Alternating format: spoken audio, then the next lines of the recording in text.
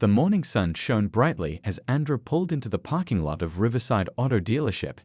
He had been saving up for this day for nearly 3 years, putting aside a portion of each paycheck from his job as a software engineer. At 35 years old, Andrew had an excellent credit score of 795, a stable job with 6 years at the same company, and enough saved for a substantial down payment. Today was the day he would finally buy the SUV he had been dreaming about. Andrew straightened his navy blue blazer and checked his appearance one last time in the rearview mirror. He had dressed well for the occasion, pressed slacks, a crisp button-up shirt, and his best dress shoes. In his leather portfolio, he carried all his paperwork, pre-approval letters from his bank, proof of insurance, and printouts of the exact model he wanted with all the features. "This is it," he whispered to himself, taking a deep breath as he stepped out of his aging sedan. He had spent weeks researching vehicles online, comparing safety ratings, fuel efficiency, and reliability scores. The Pathfinder X90 in midnight blue with the premium package was perfect for his needs, spacious enough for weekend camping trips with his nephews, but professional enough for client meetings. The dealership was busy that Saturday morning. Shiny cars lined the lot, and through the large glass windows, Andrew could see several customers already inside, talking with sales representatives. The bell chimed softly as he pushed open the door and stepped into the air-conditioned showroom. Andrew stood just inside the entrance, looking around at the gleaming vehicles displayed under bright lights. He expected someone to greet him. That's what had happened during his previous visits to other dealerships when he was just looking around. But no one approached him. A couple who walked in right after Andrew was immediately welcomed by a smiling salesman. 5 minutes passed. Andrew walked slowly around the showroom, admiring a silver SUV near the center of the floor. He noticed a sales representative glance his way, then quickly turned to rearrange some brochures on a nearby desk. Strange. 10 minutes now. Andrew watched as another customer, a middle-aged man in khakis and a golf shirt, entered the dealership and was promptly greeted by a cheerful woman who guided him toward the luxury sedans. Andrew checked his watch and frowned slightly. He moved closer to the reception desk, making eye contact with the young woman behind the counter. She quickly looked down at her computer screen. 15 minutes had passed since Andrew walked in.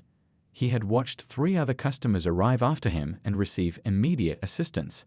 One of them was already out on the lot, looking at cars with a salesperson. Andrew wasn't an impatient man, but something didn't feel right. He had dressed professionally, prepared all his documents, and yet he remained invisible to the staff. Finally, Andrew decided to take the initiative. He approached the front desk with a friendly smile. "Good morning," he said politely to the receptionist. "I'm interested in looking at the new Pathfinder X90, specifically the premium package. Could someone help me with that today?" The receptionist looked up, appearing slightly flustered. "Oh, let me see who's available." She picked up her phone and spoke quietly into it, her eyes darting around the showroom. A few moments later, a woman in her late 40s with a name tag that read Beth Willis, sales manager, walked over. Her smile didn't quite reach her eyes as she extended her hand. "Hello there, I understand you're looking at our vehicles today." Her tone was professional but oddly detached. "Yes," Andrew replied enthusiastically, shaking her hand. "I'm very interested in the Pathfinder X90.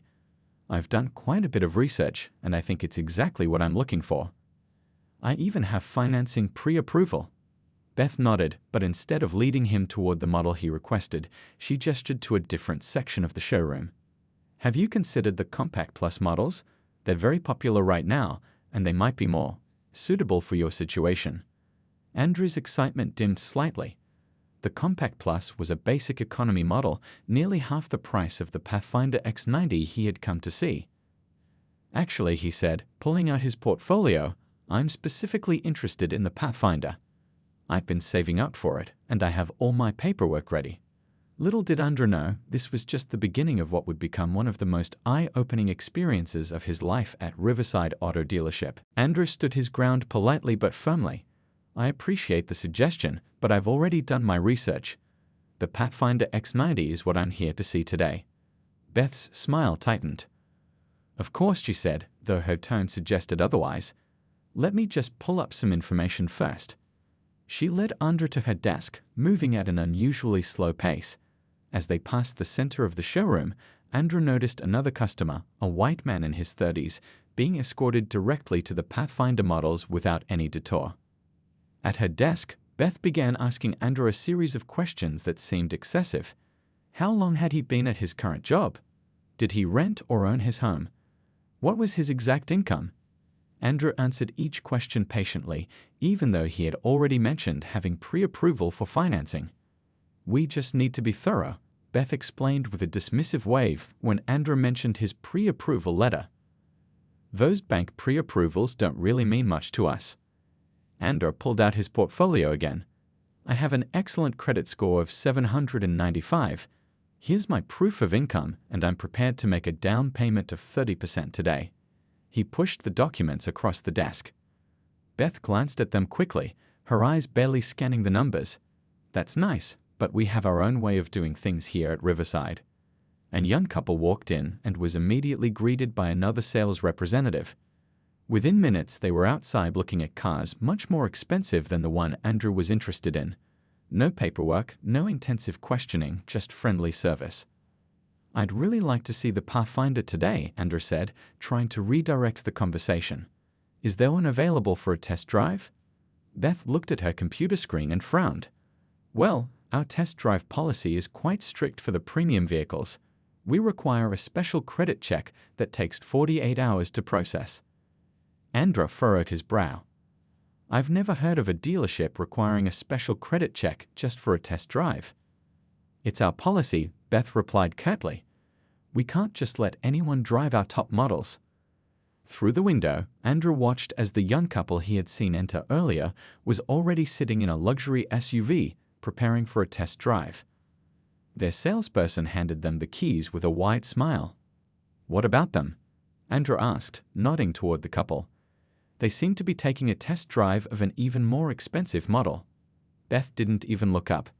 "They're pre-qualified customers." "How would you know that?" "They just walked in 15 minutes ago." "I can just tell," Beth said, shuffling some papers. "Now, about the Compact Plus, we have several colors available." Andrew felt his chest tighten but kept his composure. "I'm not interested in the Compact Plus. I came specifically for the Pathfinder X90.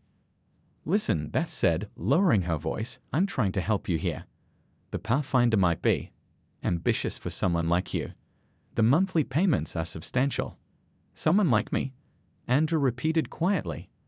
"I just mean it's a significant investment," Beth backpedaled, though her meaning had been clear. Andrew took a deep breath. "I understand it's a significant investment. That's why I spent 3 years saving for it and why I came prepared with all my financial documentation." Beth sighed as if dealing with a stubborn child. "Look, even if you could afford it, and I'm not saying you can't, we'd still need to run that special credit check before you could test drive it. Company policy." Just then, another salesperson walked by, leading a middle-aged man toward the Pathfinder display. Andrew overheard him say, "No problem at all, sir. You can take it for a spin right now if you'd like. No special checks needed for test drives." Andrew turned back to Beth, who had clearly heard the exchange. Her face reddened slightly. "Perhaps there's been a misunderstanding about your policies," Andrew said calmly, though his patience was wearing thin. "Different circumstances," Beth muttered, not meeting his eyes. "Now, shall we talk about something more realistic for you, or are you just going to waste my time?" Andrew glanced around the showroom one more time. Every customer being helped was white. Every customer smiling and being treated with respect was white. This wasn't just poor customer service, it was something else entirely. He needed a moment to think. "I'm going to step outside and make a quick call," Andrew said, standing up. "I'll be back in a few minutes." As he walked toward the exit, he didn't notice the young salesman watching him from across the room, a troubled expression on his face. Andrew stepped outside into the warm sunshine, needing a moment to clear his head. The excitement he felt that morning had been replaced by a heavy feeling in his stomach. He walked to the edge of the parking lot, taking deep breaths as he pulled out his phone. Before he could make a call, a voice called out to him, "Hey, excuse me." Andrew turned to see a young salesman from the dealership hurrying toward him. The man looked around nervously before approaching. "Listen, I don't have much time, he said in a low voice. His name tag read Alex. My break ends in 5 minutes. I wanted to say I'm sorry about what's happening in there. Andrew studied the man's face, unsure what to make of this. What do you mean? Alex shifted uncomfortably, glancing back at the dealership. Look, I've only been working here for 3 months, but I overheard Beth talking to the other sales reps this morning when you walked in. Andrew felt his heartbeat quicken. What did she say? She told everyone not to approach you, said to let her handle it because… Alex paused, clearly uncomfortable. Because she didn't think you could afford the cars you were looking at and didn't want to waste time with someone who wouldn't qualify. Andrew was silent for a moment, processing this information. It was one thing to suspect discrimination, it was another to have it confirmed. But that doesn't make any sense, Andrew said finally. She didn't know anything about me when I walked in. She hadn't seen my financials, my credit score, nothing. Alex looked at the ground. Yeah, well, she made that judgment the moment you walked through the door. And it wasn't the first time I've seen it happen. Has she done this before? Andrew asked. Every time someone who looks like you comes in wanting to see the premium models, Alex admitted. Last week, a black doctor came in looking at our luxury sedans. Beth did the exact same thing, steered him toward the cheaper models, made excuses about why he couldn't test drive anything. The guy ended up leaving. Andrew nodded slowly, pieces falling into place. And I'm guessing white customers don't get the same treatment. Not even close, Alex confirmed. I had a guy yesterday who literally told me he had shaky employment and mediocre credit, but Beth let him test drive 3 different premium models. No special credit check required. Andrew took out his phone and opened his notes app. Would you mind if I write down what you're telling me? Alex hesitated. I need this job, man. I've got student loans to pay. I understand, Andrew said. I won't mention your name if it comes to that. But what's happening in there isn't right. Alex seemed to consider this. You're right, it's not. He took a deep breath. Look, I can tell you exactly what Beth said when you walked in. Her exact words were, I'll handle the black guy. Don't waste your time, he's not buying anything today. Andrew typed this into his phone, a mix of emotions washing over him. Anger, disappointment, determination. And she specifically instructed the receptionist not to help you, Alex continued. She does this routinely with customers of color, especially black customers.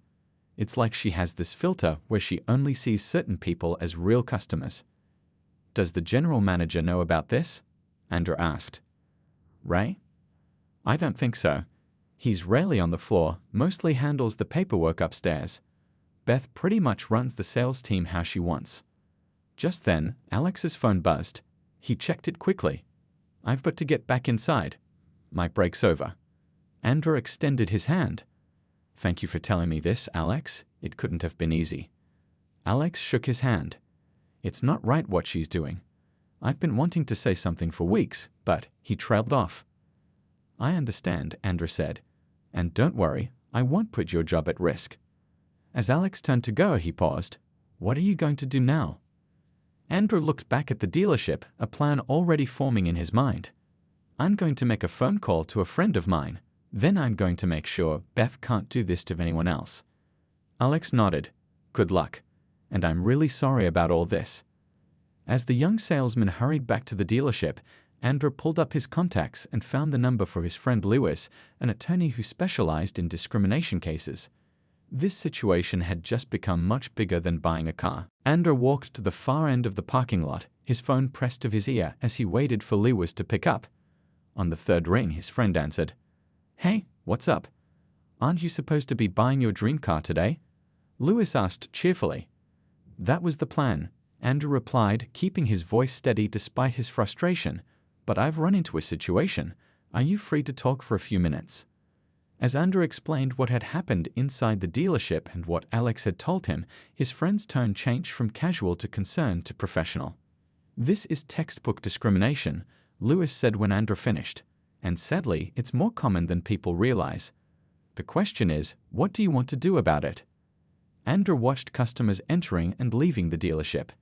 I want to make sure this doesn't happen to anyone else, but I need to be smart about it. If I just make accusations, it becomes my word against hers. You're right, Lewis agreed. We need something more concrete. We need to show a clear pattern of behavior. They fell silent for a moment, both thinking. Then Lewis spoke up. I have an idea. What if we run a simple test? I could go there tomorrow, ask for the same car, same financing options, and we document everything. Same time of day, same everything, except I'm white. Andrew considered this. You think that would work? It's actually a well-established method for proving discrimination cases. It's called testing or matched pair testing. If I receive significantly different treatment than you did, it strengthens your case considerably. For the first time since leaving the dealership, Andrew felt a spark of hope. That could work, but we'd need to be careful about how we document it. I can wear a hidden voice recorder, Lewis suggested. Completely legal in this state as long as one party consents to the recording. I'll ask the exact same questions you did, mention the same financial situation, everything. Andrew nodded, even though Lewis couldn't see him. Okay, let's do it. But I don't want to just catch Beth. I want to address the bigger problem. What do you mean? If Beth is doing this, chances are it's happening at other dealerships too. This could be a chance to create some real change. Lewis was quiet for a moment. You're thinking bigger than just getting your car. This isn't just about me anymore, Andrew said. But we should also contact the corporate office.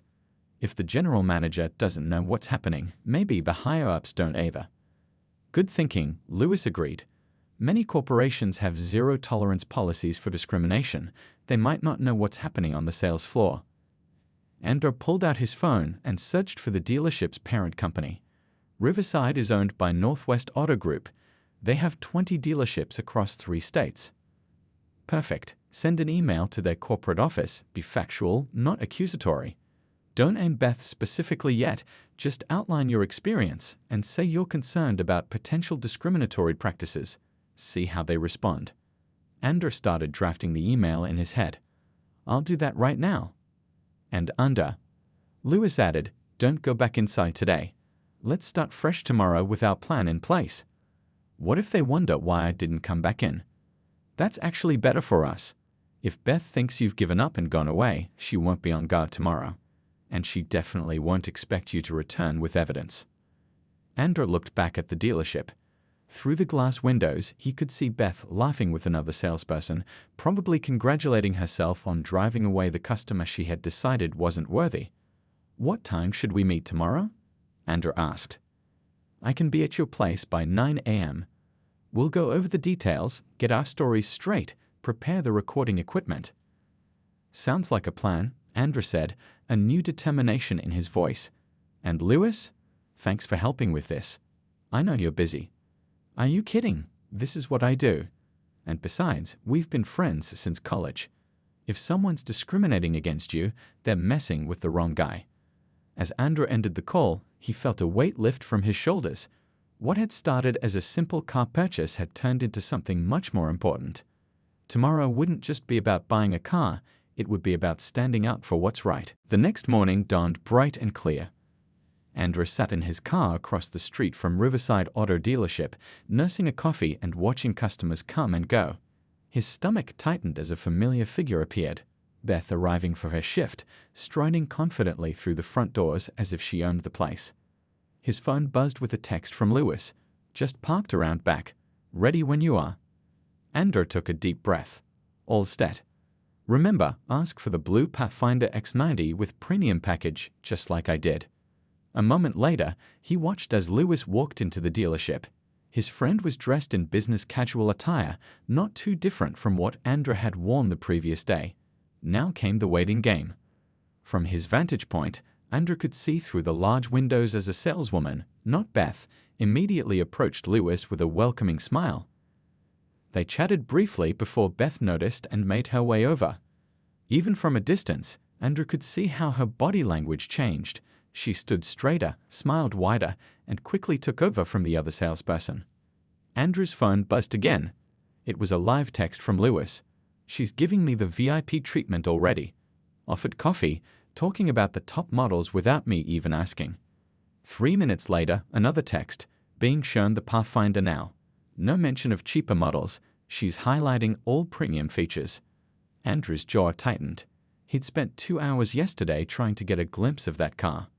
5 minutes passed, then 10. Finally, another text arrived with a photo attached. Lewis sitting behind the wheel of the blue Pathfinder X90. On test drive now. No special credit check required. Just gave license. She's talking financing options already. Says she can definitely work with my budget. Andrew watched as the Pathfinder pulled out of the lot with Lewis driving and Beth in the passenger seat, both smiling. They returned 15 minutes later, Beth gesturing enthusiastically as she walked Lewis back inside. The updates continued steadily. She's showing me payment options. Offering year-end incentives. Says she can throw in all-weather mats for free. Introduced me to finance manager already. Andrew had been in the parking lot for nearly an hour when Lewis finally emerged from the dealership. He walked casually to his car, drove around the block, and parked next to Andra. Got it all, Lewis said as he slid into the passenger seat of Andrew's car. He pulled out his phone and a small recording device. Every single word, plus I took notes on my phone about body language and other details the recording wouldn't catch. How bad is it? Andrew asked. It's worse than bad. It's undeniable, Lewis replied, shaking his head. Complete opposite experience from what you described. She practically rolled out a red carpet. Lewis pulled up the notes on his phone. Let me read you some highlights. Immediate greeting upon entering. Offered refreshments. When I mentioned the Pathfinder, she said, and I quote, excellent choice, you have good taste. When I mentioned the same credit score and income you have, she said it was more than sufficient and that I was exactly the kind of customer they like to work with. Endo felt a mix of validation and disappointment. And the test drive? Immediate. No special requirements, no waiting period. She even suggested I take it on the highway to really feel the power. And get this, when I mentioned I might need to think about it overnight, she offered to hold the car for me without a deposit. Said she didn't want to lose a qualified buyer like me. Andrew leaned back in his seat, processing everything. What about Alex? Did you see him? The young salesman who tipped you off? Yeah, he was there. Made eye contact with me a few times but kept his distance. Smart kid. So, what's our next step? Andrew asked. Lewis tapped his recording device. We have everything we need right here. Clear evidence of disparate treatment based on race. But before we confront Beth directly, I suggest we speak with the general manager. Andrew nodded. Ray. Alex mentioned he mostly stays upstairs handling paperwork. Exactly. He might not even be aware of what's happening on his sales floor. And if the company has those anti-discrimination policies like we suspect, he'll want to address this before it escalates. When should we do it? Lewis checked his watch. No time like the present. You ready to go back in there? Andrew took a final sip of his now cold coffee, as ready as I'll ever be. As they prepared to head back to the dealership, Andrew felt a strange mix of emotions, nervousness about the confrontation ahead, but also a quiet confidence. With solid evidence in hand, he was no longer just a customer being discriminated against. He was someone about to shine a light on an injustice that had likely affected many others before him. Andrew and Lewis walked into the dealership side by side. The receptionist's eyes widened slightly when she saw Andrew return with company. Beth was at her desk, working on paperwork, not yet noticing their entrance. We'd like to speak with Ray, the general manager, Lewis said to the receptionist, his voice calm but carrying an authority that came from years of legal practice. Before the receptionist could respond, Beth looked up.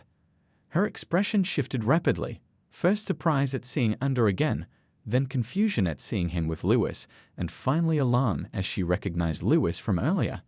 She stood up quickly, nearly knocking over her coffee. What's going on here? She asked, her voice higher than normal. We need to speak with the general manager, Andrew repeated firmly. It's important. The receptionist picked up her phone, murmured something, and nodded. He'll be down in a moment, she said, avoiding eye contact with both men. Beth approached them, forcing a smile that didn't reach her eyes. Is there something I can help you with? I thought you left yesterday without finding what you wanted. Actually, Andrew replied. I found exactly what I was looking for, just not in the way I expected. Before Beth could respond, a door opened near the back of the showroom and a tall man in his 50s walked out. He had salt and pepper hair and wore a tailored suit with a dealership pin on the lapel. "I'm Ray Thompson, General Manager," he said, extending his hand. "I understand you wanted to see me." "Yes," Lewis responded, shaking his hand. "Is there somewhere private we could talk? This concerns a sensitive matter about your dealership's practices." Ray's eyebrows rose slightly, but he nodded. "We can use my office upstairs. Please follow me." As they walked toward the stairs, Beth called out, "Ray, I should probably join you. I'm the sales manager and—" Actually, Ray interrupted. "Let me hear them out first. Hold down the floor while I'm gone." Beth's face flushed, but she stayed put, watching them climb the stairs with growing apprehension. Ray's office was spacious with large windows overlooking the dealership floor. He closed the door and gestured to the chairs across from his desk. "How can I help you gentlemen today?" Lewis glanced at Andra, who took a deep breath and began speaking. "Yesterday, I came to your dealership to purchase a Pathfinder X90. I had researched the vehicle, saved for a down payment, and secured financing pre-approval. But from the moment I walked in, I was treated differently." Andra described his experience in detail, the long wait to be helped, Beth's immediate steering toward cheaper vehicles, the impossibility of a test drive, and the dismissive attitude toward his financial qualifications. Ray listened attentively, his expression growing more concerned. "That's troubling to hear. But I'm not sure." "There's more," Lewis interjected. He explained who he was and described his visit that morning, pulling out his phone to play selected clips from the recording. Beth's voice came through clearly. "The Pathfinder X90 is perfect for a professional like yourself. Your credit score is excellent. We can definitely work with that.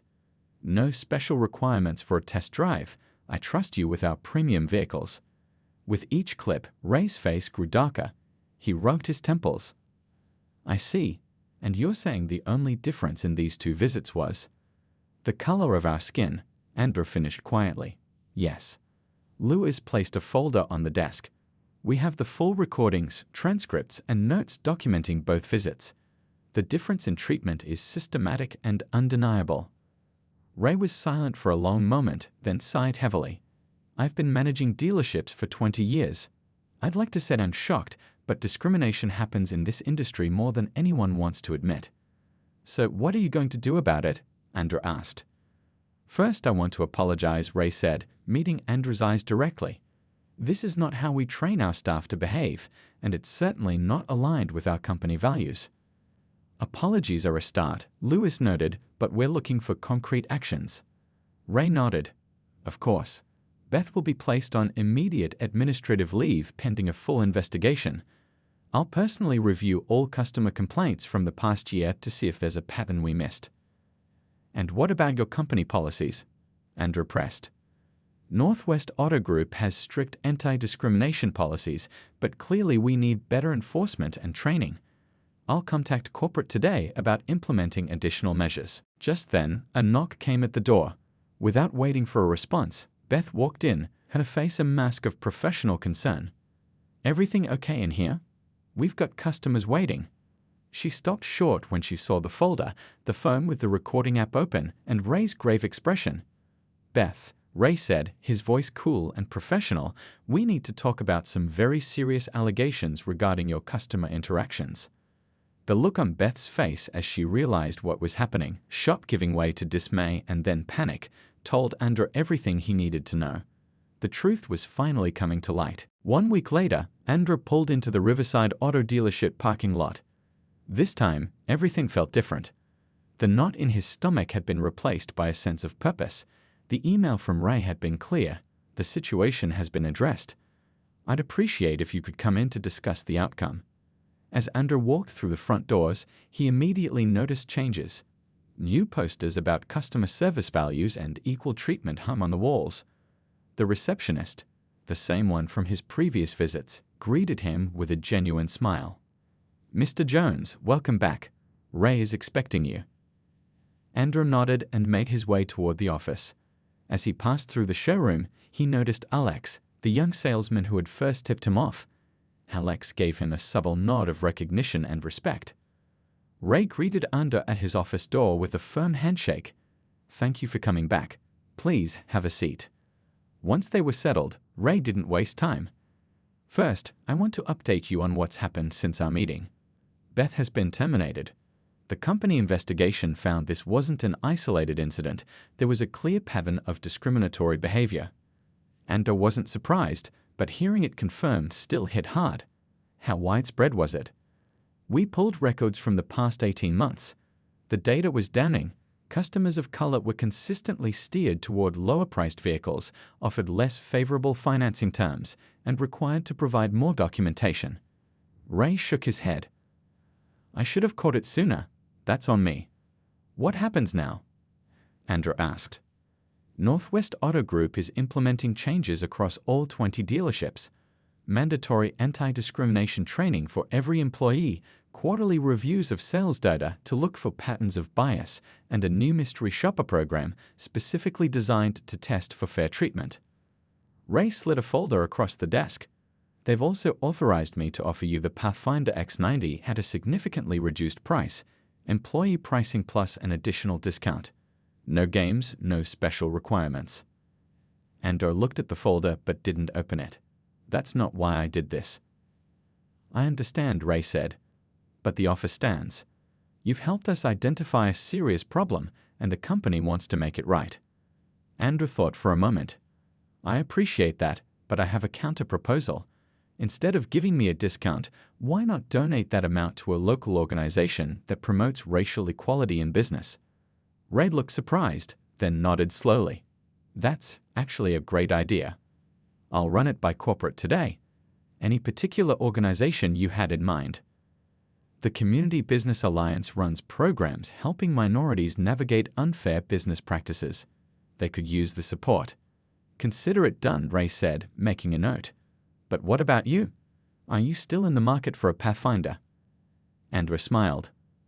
I still need a car. But I'd like to start fresh, fair process, standard pricing, just like any other customer.